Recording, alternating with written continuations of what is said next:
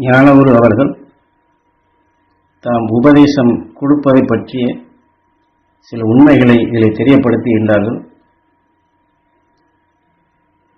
பெரும்பகுதியானோர் சொல்லக்கூடிய உபதேசங்கள் அனைத்தையும் கேட்கும் மனநிலையில் அவர்கள் வர வேண்டும். ஆனாலும் என்ன செய்கிறார் என்றால், உபதேசங்களை சிறிதளவு கேட்ட பின் சாமி நேற்று சொன்னதைத்தான் இன்றைக்கும் சொல்கிறார் என்று சுருக்கமாக ஒரே வார்த்தையில் சொல்லிவிட்டு சென்று விடுகின்றார்கள். ஆனாலும் சொன்னதையும் சொல்லுகின்றேன், ஆனாலும் அதற்குள் பல எத்தனையோ புதிய நிலைகளை இணைத்து அந்த இடையிடையிலே புது உணர்வையும் கொடுத்து கொண்டேதான் வருகின்றேன். எல்லாவற்றையும் சொல்லிவிட்டால் சாமி நன்றாக சொல்லுகின்றார் என்று இதை ஒரு போற்றும் நிலையாக வைத்து விடுகின்றார்கள்.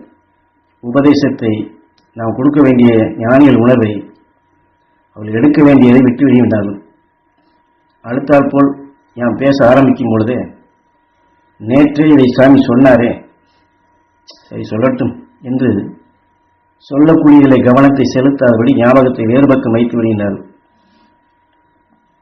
இதுதான் மனிதனுடைய இயற்கை நிலைகள் நமக்குள் வருவது. ஆகையினால்தான் எதையுமே எடுக்கும் பொழுது இந்த ரசனை வர வேண்டும், இந்த பற்று வர வேண்டும்.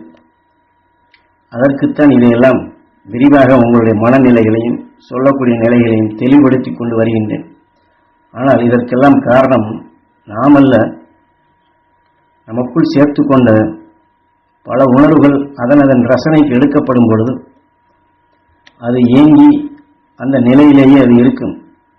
கொஞ்சம் ஈர்க்கும் தன்மை குறைந்து விட்டது என்றால், நேற்று சாப்பிட்டது ருசி இல்லை, ஆகையினால் இன்றைக்கு புதிதான ருசியாகத்தான் சாப்பிட வேண்டும் என்று அது இயக்கும். அதாவது புதிதாக இருந்தால் ருசியாக இருக்கும். அந்த உணர்வுகள் அதை தேடும்.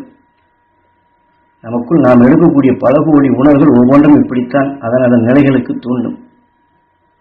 நாம் எடுத்துக்கொண்ட உணர்வுக்கு தக்கவாறு தான் அதுவும் பெருகும்.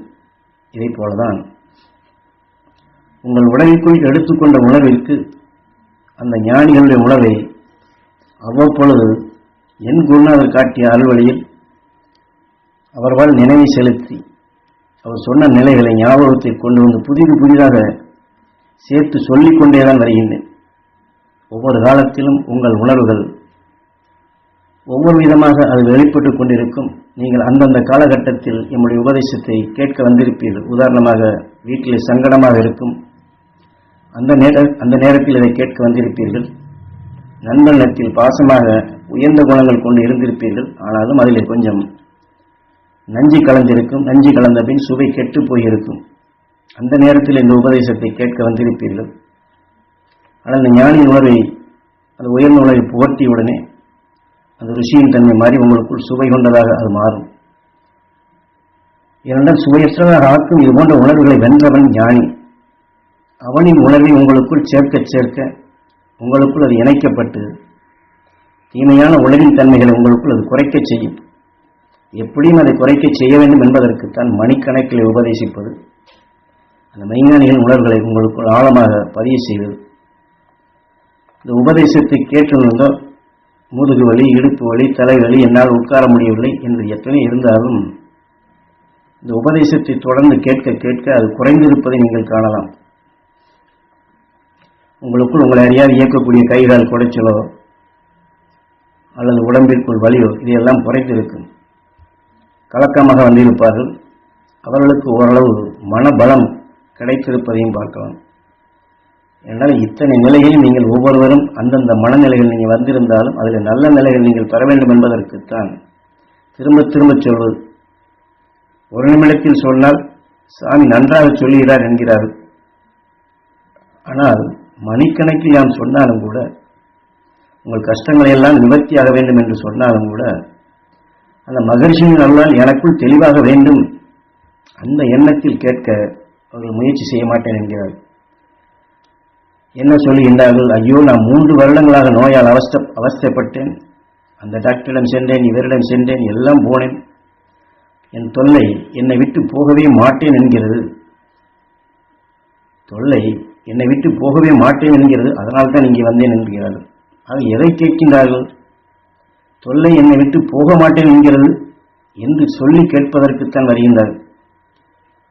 எல்லா இடத்திற்கும் போனேன், நடக்கவில்லை. ஆனால் அதையெல்லாம் நீங்கி அந்த மகரிஷியின் அரிசக்தியால் எனக்குள் இந்த வேதனைகள் நீங்க வேண்டும், என்னை அறியாது ஆட்டி படைக்கும் இருள்களிலிருந்து நான் நீங்க வேண்டும் என்று இதை யாரும் எண்ணி இப்படி கேட்பதில்லை. எனக்கு தலைவலி, குடும்பத்தில் தொடர்ந்து சிக்கல், ரொம்ப மன உளைச்சல் உள்ளாகின்றேன், என் பையன் சொன்னபடியே கேட்க மாட்டேன் என்கிறான், கொடுத்தவன் அதாவது கடனை வாங்கி சென்றவன் திரும்ப கொடுக்க மாட்டேன் என்கிறான், போனால் சண்டைக்கு வருகின்றான், இப்படித்தான் சொல்லுகின்றான்.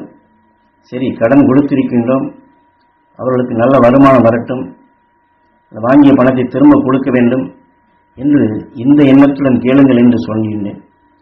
எத்தனை முறை சொன்னாலும் கூட அடுத்தால் போல் மீண்டும் அந்த கஷ்டத்தை தான் சொல்லி கேட்கின்றார்கள். காரணம் நாம் அல்ல, நமக்குள் விளைய வைத்த உணர்வுகள், அந்த நினைவலைகள் நமக்குள் ஈர்க்கப்படுகின்றது, அதை மாற்ற முடியவில்லை. அதையெல்லாம் எப்படியும் உங்களுக்குள் மாற்ற வேண்டும் என்பதற்குத்தான் திரும்ப திரும்ப மணிக்கணக்காக பேசி உங்களிடமிருந்து அந்த ஞானிகள் உணர்வுகள் அது விளைந்து மகிழ்ச்சியான செய்தியாக வர வேண்டும். அந்த மகிழ்ச்சியான நல்ல மூச்சலைகள் இந்த ஊர் உலகம் முழுவதும் படர வேண்டும். அதன் மூலம் எல்லோரும் நலமும் வளமும் பெற வேண்டும் என்றுதான் இந்த உபதேசமே அந்தந்த காலகட்டத்தில் அவரவர்களுக்கு ஏற்றாற்போல் இந்த தீமை நீக்கக்கூடிய சக்தியாக, எல்லோரும் மகிழ்ந்து வாழக்கூடிய சக்தியாக இந்த உபதேசமே நான் கொடுக்கிறேன் என்று தன்னுடைய உபதேசங்களை கேட்டு ஆழமாக கூர்மையாக பதிவாக்க வேண்டியதனுடைய அவசியத்தையும் திரும்ப திரும்ப அதை பதிவாக்கினால்தான் இந்த உணர்வுகள் உங்களுக்குள் தீமையிலிருந்து விடுபடக்கூடிய சக்தியாக, மகிழ்ச்சியூட்டக்கூடிய சக்தியாக, ஞானிகளுடைய அருள்வட்டத்தில் என்றும் இணைந்து வாழக்கூடிய சக்தியாக உங்களுக்குள் அந்த பேரானந்த பெருநிலையாக வளரும் என்று இதிலே குரு உணர்த்துகின்றார்கள்.